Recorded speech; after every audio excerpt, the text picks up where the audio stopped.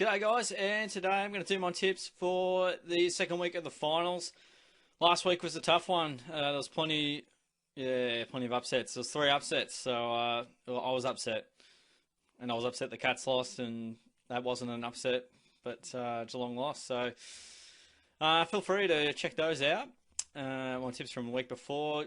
I've got the video there on the channel, so feel free to see where I went wrong there. But let's try and get a few right this week. We've got Richmond and St Kilda. These guys are first up, cap off the rank, Friday night, coming up very soon. And this will be a big game. The Tigers, they went down to the Lions. I believe it was about, let me check the margin. I can't remember what it was. It was close. It was about 15 points. And that's great. Cool.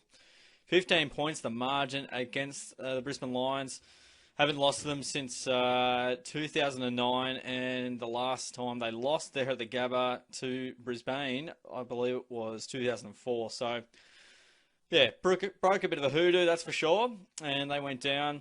Brisbane were too good on the night and much more disciplined than the Tigers. The Saints, well documented, they got the job done. 3 points over the Dogs.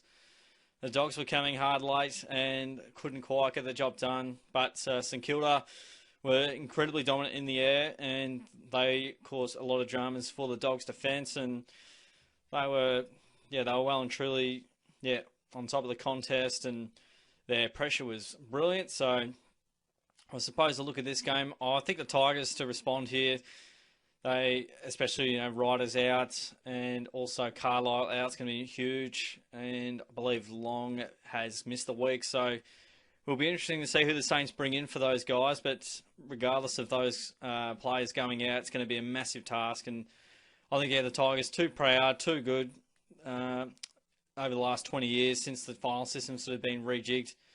It's been 8 out of 24 straight sets, so it doesn't happen very often, but it is also possible. I'd love the Saints to win, of course, but you can just imagine Richmond responding after a loss quite well. So I see the Tigers winning this game. They'll be very tough to beat.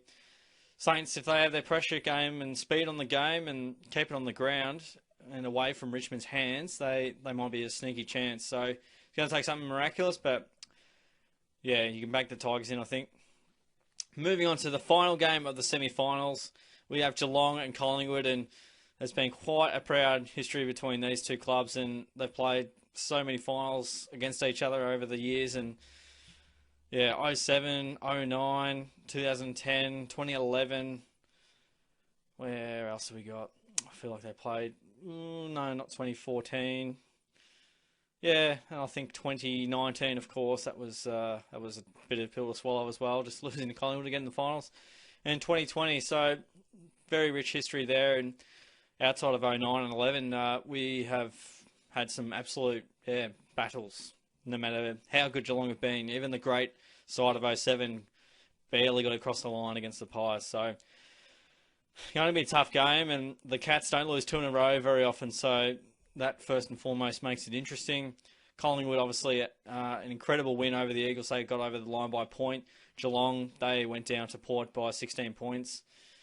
Over there in Adelaide, and they were just disappointing from the outset. They fumbled, they did everything wrong, they didn't take the moments. Port Adelaide were clean, slick, and they did take the moments, so that was the difference in the game. Collingwood, just tough. They had no right to win that final, and they did, and amazing effort from them. But this game, I'm leaning towards Collingwood.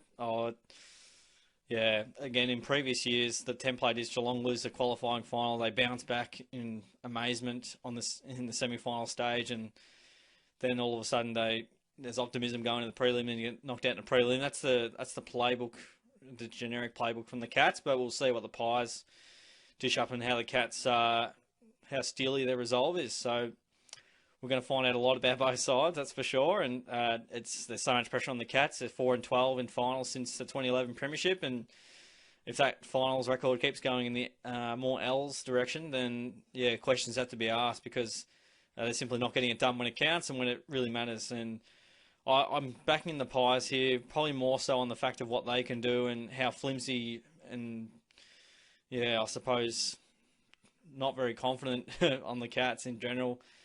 They're yeah, they're not really a finals type team. They definitely can play some finals like footy, but the moment you put the F word in front of the Cats, they seem to crumble. So I know in years gone by we've been able to respond, but I don't know this time. The Pies, they would be full of confidence.